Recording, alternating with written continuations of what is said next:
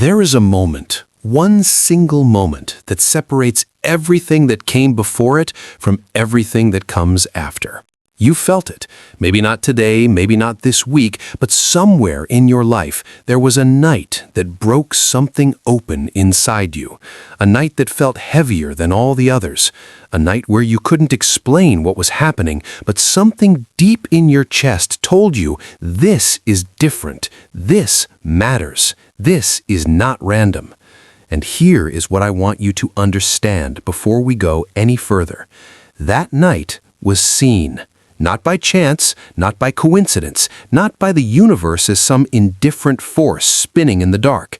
It was seen by someone who does not sleep, who does not forget, and who knew your name long before the world knew you existed. His name is Jesus. And last night, whatever you went through, whatever broke, whatever shifted, whatever you prayed in silence or screamed inside your own mind, he was there, watching, knowing, and choosing. That's what we're talking about today, the chosen one, and why last night may have been the night that changed everything for you. Stay with me. There's a concept that most people walk past without ever truly stopping to look at it. It's hidden in plain sight, woven through the oldest texts humanity has ever produced, embedded in the architecture of the universe itself. And that concept is this: divine selection. The idea that out of the billions of souls walking the surface of this earth, God sees individuals, not crowds, not statistics, not populations, individuals. You, specifically, by name, by face, by the very texture of your interior life that no one else has ever fully seen. Now, I know how that sounds. I know there's a part of your mind that immediately pushes back and says, that can't be real, that's too personal, that's too much to believe. And I understand that resistance because we live in a world that constantly tells us we are small, replaceable, one among billions, that our pain is ordinary, our struggles are common, our existence is statistically insignificant. But what if that is the greatest lie you have ever been told? What if the very thing that makes the gospel of Jesus Christ so terrifyingly beautiful, so disruptive to every system of human thinking, is precisely that claim, that the creator of galaxies narrows his gaze to the individual, that the God who spoke light into existence is the same God who noticed when you cried alone last Tuesday, the same God who heard the prayer you whispered so quietly you weren't even sure you said it out loud. Let's go somewhere with this. Let's go back, way back, to a place most people skip over when they read Scripture, a moment that happened in the dark. Genesis tells us that before Jacob ever became Israel, before his name was written into the lineage of nations, he spent a single night wrestling with something he could not explain.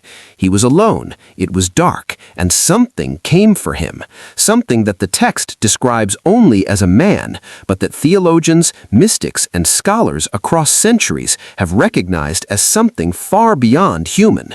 Jacob wrestled with this presence until the breaking of dawn. He was wounded in the process. His hip was knocked out of socket, a permanent mark that would follow him the rest of his life, and yet he refused to let go. He said, "I will not let you go unless you bless me." And here is the part that stops me every single time. The presence asked him, "What is your name?" Not because he didn't know, but because Jacob needed to say it.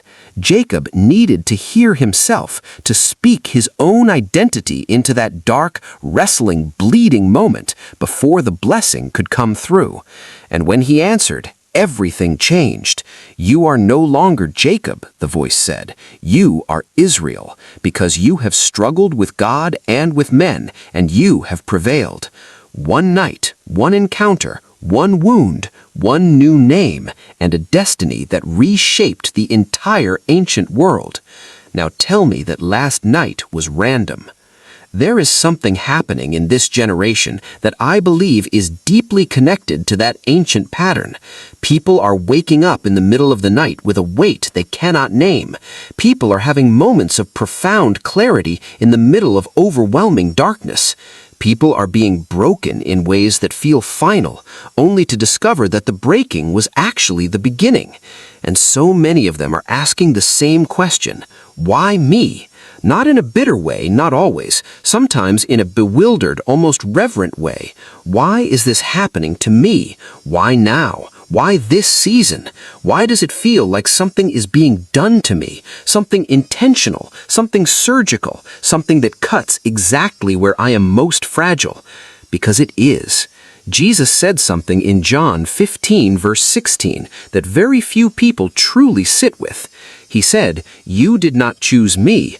I chose you and appointed you so that you should go and bear fruit, fruit that will last. I want you to let that land. You did not choose me. I chose you." In a world that tells you your value is determined by your performance, your productivity, your popularity, Jesus inverts the entire equation. The selection didn't begin with you. It began with Him. Before you ever reached out, before you ever prayed, before you ever opened a Bible or stepped into a church or even believed any of this was real, the choosing had already happened. That's not religion. That's not a theological argument. That's a love story. And like every real love story, it unfolds through moments, through nights, through thresholds that don't look like blessings when you're in the middle of them. Let me take you somewhere else now. Let me take you to a hillside outside Jerusalem, to a garden called Gethsemane, on the most significant night in human history. It is late. The air is cool, the city is quiet, and Jesus, who is God in human skin, who spoke the cosmos into being, who healed the blind and raised the dead, is on his knees. His sweat is falling like drops of blood. His body is bearing the weight of something no human language can fully describe. And he prays a prayer that is simultaneously the most vulnerable and the most powerful thing ever uttered. "Father, if it is possible, let this cup pass from me." And then, "Nevertheless, not my will, but yours." I want you to understand what is happening here. The chosen one, in his darkest night, is not performing strength. He is not projecting confidence.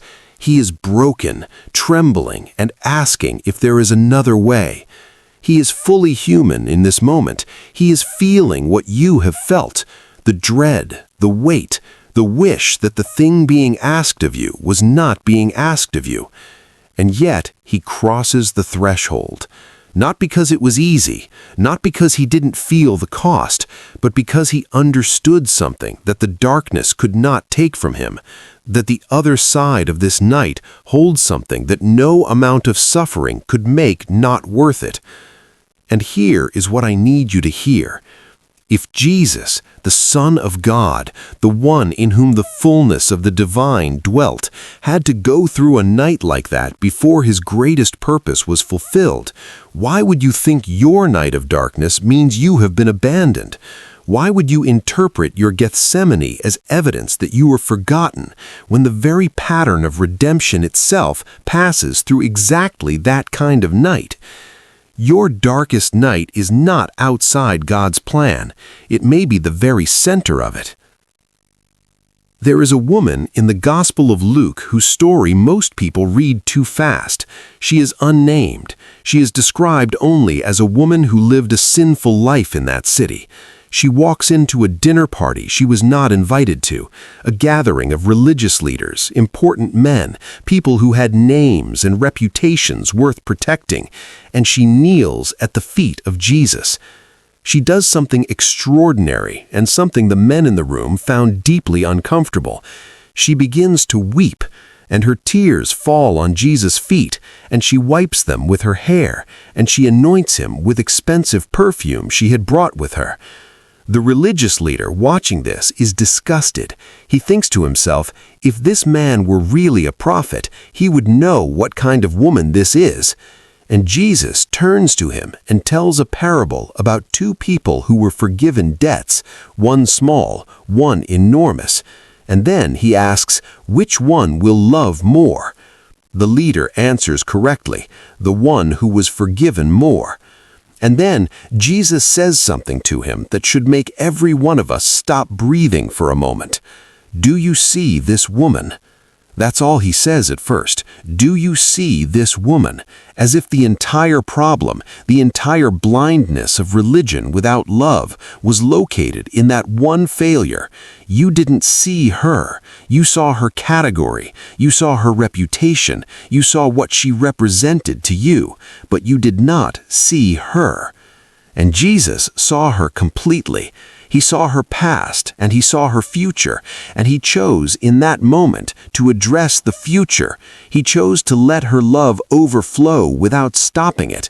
He chose to declare her forgiven publicly in a room full of people who thought she was beneath acknowledgement. That is the pattern of the choosing. It does not come to the ones who have everything together. It comes to the ones who are broken enough to kneel. It comes to the ones who have stopped pretending. It comes to the ones who are willing to be seen, truly seen, in their mess, in their grief, in their need. Last night, if you were at the end of yourself, if you were on your knees, metaphorically or literally, you may have been closer to the center of what God is doing than you have been in years of comfortable performance. Let me bring in something that extends beyond the Bible for a moment, because this truth is not contained only within religious text. It is woven into the structure of human experience itself, and the greatest thinkers, the most compelling storytellers, the most resilient souls in history all seem to arrive at the same pattern: the night before the breakthrough. Think about it in the natural world. The darkest hour before dawn is not a metaphor, it is a physical reality.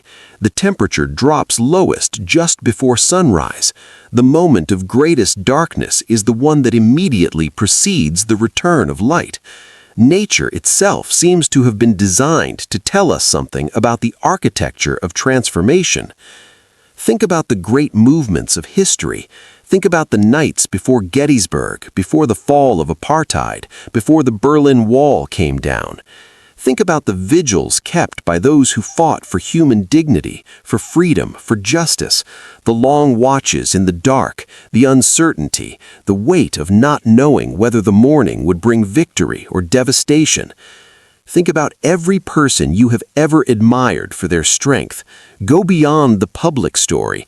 Go to the private chapter. There is always a night there, a night of doubt, of failure, of loss, of the kind of fear that cannot be performed away. Because strength is not born in comfort, it is forged in exactly the kind of night you may have just survived. And when a person of genuine faith moves through that night, when they carry in one hand their total inability to fix what is broken, and in the other hand their stubborn refusal to let go of the God who they cannot see but cannot stop believing in, something happens in the invisible realm that we don't have adequate language for. Something shifts, something is established, something is written into the fabric of their story that cannot be undone by what comes after. In the book of Esther, and this is one of the most quietly astonishing stories in all ancient literature, there is a night that changes the fate of an entire people. The king cannot sleep. That's it. That's the hinge point of the whole narrative. A powerful man in the most powerful empire in the known world cannot sleep on a particular night, and because he cannot sleep, he calls for the royal records to be read to him, and in those records he discovers that a man named Mordecai once saved his life and was never rewarded for it. What follows from that single sleepless night is a cascade of events that reverses the death sentence hanging over an entire nation. Haman, who had built gallows to execute Mordecai, ends up executed on them himself. Esther, a Jewish woman who had hidden her identity, becomes the instrument of her people's salvation, and a genocide is averted, not through military might, not through political strategy, but because a king couldn't sleep on the right night. Do you see what the text is doing? It is showing you that even the restlessness of a pagan king is not outside of divine orchestration. It is showing you that the God of Abraham, Isaac, and Jacob moves in ways that look like coincidence, like insomnia, like timing, like luck to those who don't have eyes to see. But to those who do, to those who are watching closely, the fingerprints are unmistakable. And that is the God who was watching you last night. Not as a distant administrator of the universe, not as a theological concept, but as the living God who writes history through the details of individual nights, individual decisions, individual moments of courage or collapse. Now I want to talk about something that doesn't get said enough in conversations about the chosen, about purpose, about divine selection. Being chosen is not comfortable. This is crucial, and I want to stay here for a moment because I think many people have been handed a version of faith that promises ease, that promises that choosing God means your life becomes simpler, lighter, more manageable. And when the weight doesn't lift, when the night gets longer instead of shorter, they conclude they must have done something wrong. They must have been abandoned. The choosing must not be real. But look at every figure in the biblical narrative who carried genuine calling. Abraham was called to leave everything he knew and walk into a land he had never seen. Moses spent 40 years in the desert before he ever saw the burning bush. Joseph, the one with the coat, the one whose brothers hated him, the one who would eventually become the second most powerful man in Egypt, spent years in a pit and then a prison before the palace ever appeared. David was anointed king as a teenager and spent the next decade running for his life. The pattern is not God selects you and everything becomes easy. The pattern is God selects you and then the pressure comes, the furnace turns on, the path narrows, the night gets very, very dark, because whatever it is that God has placed inside you cannot come out in the comfort zone. It cannot be released in a life lived at the surface. It has to be drawn out by exactly the kind of heat and pressure and darkness that feels like destruction.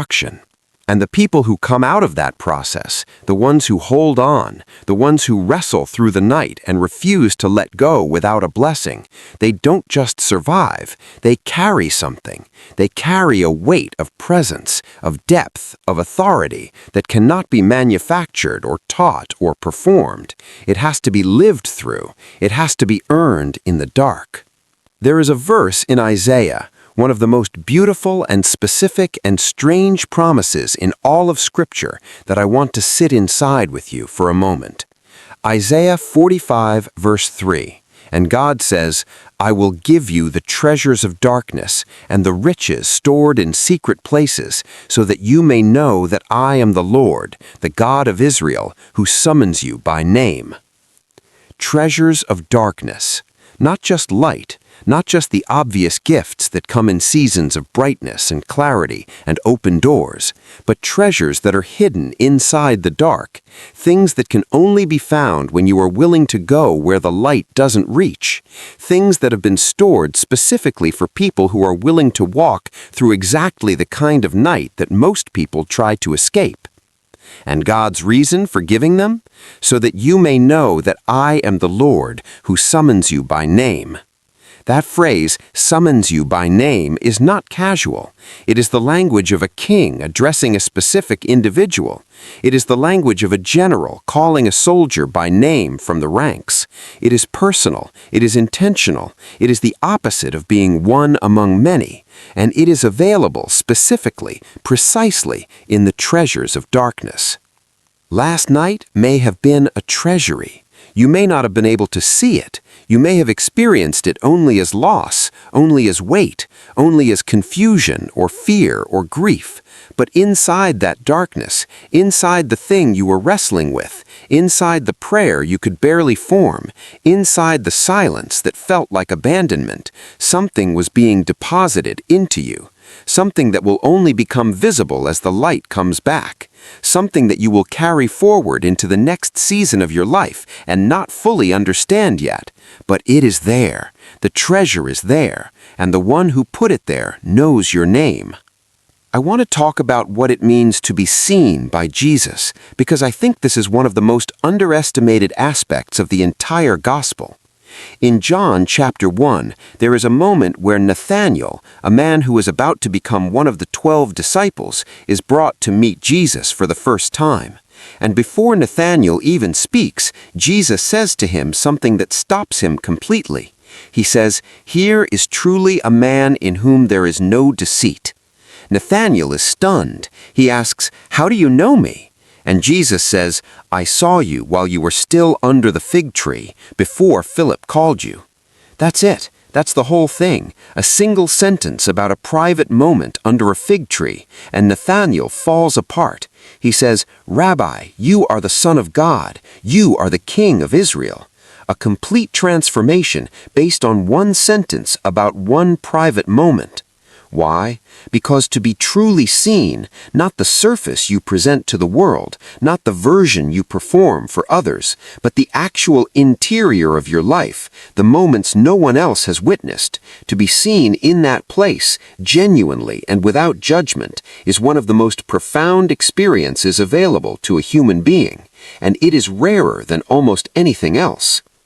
We live in a world where we are constantly surveilled and almost never truly seen. People look at us, people assess us, people form opinions and make judgments and scroll past, but almost no one actually sees us, the real us, the hidden one, the one that exists in the quiet private moments under a fig tree. Jesus sees that person. He saw Nathanael there. He saw the woman who wiped his feet with her tears there. He sees you, wherever your private moments happen, whatever your fig tree looks like. He was there, and he knows what happened last night. All of it, the part you could name and the part that was beyond words, the prayer you could barely form, the silence that felt like abandonment, the question, the doubt, and the fragile, stubborn thread of faith that somehow held. He saw it, and he didn't look away. Let's talk about what comes after the night, because if I leave you in the darkness without pointing you toward the dawn, I haven't done justice to the whole story. In the Gospel of John, chapter 20, Mary Magdalene comes to the tomb in the early morning, while it is still dark, the text says, and she finds it empty, and she weeps. She stands outside the tomb weeping, and she turns around, and there is someone standing there, and she doesn't recognize him at first. She thinks he might be the gardener. She asks him, "If you have taken him somewhere, tell me where, and I will go get him." And he says one word. It doesn't announce itself loudly. It doesn't come with elaborate explanation. It comes in something small and specific and personal. A word, a moment, a door that wasn't open yesterday, a sense of knowing that rises without being able to be argued into existence. And the signal is always, he knows your name. He hasn't forgotten you. The death of whatever was lost does not have to be the end of the story. The morning comes, and it comes speaking your name. You may be sitting with a question right now, a very honest, very human question, which is, how do I know if I am actually chosen? How do I know that what I feel is real, that what happened last night means something, that I am not just projecting meaning onto random darkness? That is a good question. That is a question worth sitting with, seriously. And here is what I would offer. The evidence of choosing is not always comfort. It is not always certainty. It is rarely the thunderclap from heaven that we might hope for. The evidence of choosing is often something much quieter and much more demanding. It is the fact that you cannot stop believing even when you have tried, cannot stop reaching even when your hands are empty, cannot stop caring about something larger than your own comfort, even when everything in your circumstances tells you to give up and look out for yourself, cannot stop wrestling, even when the night is long and the wound is real and the dawn seems impossibly far away. That stubbornness, that inability to let go in the dark, is itself the evidence. Jacob walked with a limp for the rest of his life, a limp he got from the very night he was renamed, the very encounter that changed everything. And in the ancient world, a limp was not a small thing.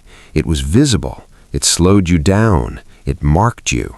And yet Jacob, Israel, carried it as the physical evidence of the night he met God face to face and survived. Your wounds are not disqualifications. They are evidence.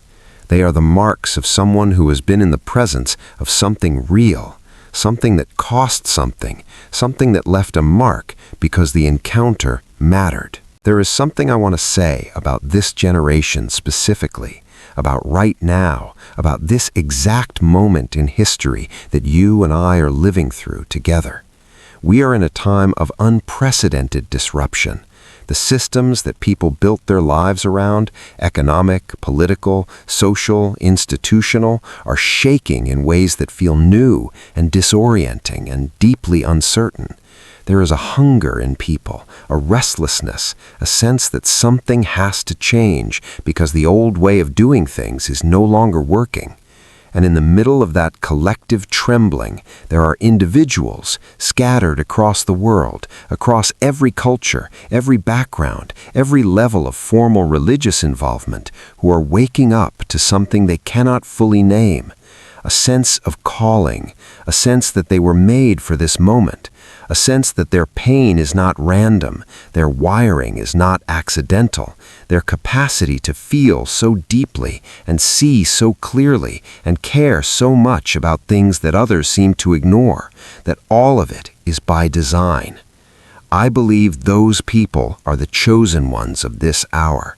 Not chosen in an exclusive, elitist, religious gatekeeping sense, not chosen in a way that elevates them above others, but chosen in the way that Isaiah 45 describes, summoned by name, given treasures of darkness, sent into exactly the places where their particular story, their particular wounds, their particular capacity for both suffering and resilience qualifies them uniquely. The world does not need more polished, invulnerable, perfectly managed people. It is drowning in those. It needs the ones who have been through the night and come out still carrying hope, the ones who have been broken and know how to sit with broken people without flinching, the ones who have lost things and found something on the other side of loss that cannot be taken, the ones who have wrestled in the dark and emerged with a limp and a new name. That might be you. It might be why last night felt the way it did. I want to close by coming back to where we started, because I think the place we ended up going was necessary, but the place we started was true. There was a night last night, and something happened in that night. Maybe something broke. Maybe something shifted. Maybe you prayed in a way you haven't prayed in years, or maybe you were too exhausted to pray at all and just sat in the silence and waited for something you couldn't name. Maybe a decision was made. Maybe a burden finally got set down. Maybe you felt the first thread of something new beginning to pull you, quietly, persistently, in a direction you don't fully understand yet. And I want you to know that was not random. That was not just the chemistry of a difficult day, where the weight of accumulated stress, where the ordinary darkness that every human being has to move through. I believe with everything in me that there are nights that are marked, nights that belong to a story larger than the one we can see, nights that are the Gethsemane before the resurrection, the wrestling with the angel before the new name, the sleepless night in the palace before the reversal comes. And the God who was present in every one of those ancient nights is the same God who was present last night. The God who sees Nathanael under the fig tree, the God who says Mary's name in the garden at dawn, the God who gives treasures hidden in darkness, the God who does not sleep, who does not forget, and who chooses not the finished and the polished and the proud, but the willing, the searching, the wrestling, the broken but not gone. He knows you were there last night. He knows what it cost you. And He is the kind of God who meets people in their darkness, takes them by the name, and calls forward out of them something they could never have produced in the comfort of ordinary days. So hold on, not because the night is short, not because I can promise you what the morning looks like or when it comes, but because the one who holds the morning knows your name, and He chose you before you ever chose anything. And last night, whatever it was, whatever it meant, whatever it broke open inside you, it was seen. Every single moment of it was seen, and it was not the end. It was the beginning. If something in this resonated with you today, if something in these words landed somewhere real, I want you to know that is not an accident either. The fact that you watched this, the fact that you stayed, the fact that something in your chest moved while you were listening, that is itself a form of being called. You don't have to have it all figured out. You don't have to be sure of everything you believe. You don't have to have a language yet for what happened last night or what you're going through. But if you're willing to stay in the conversation, if you're willing to keep your hands open and your heart honest and your eyes looking for the God who is already looking for you, then something is being built in you.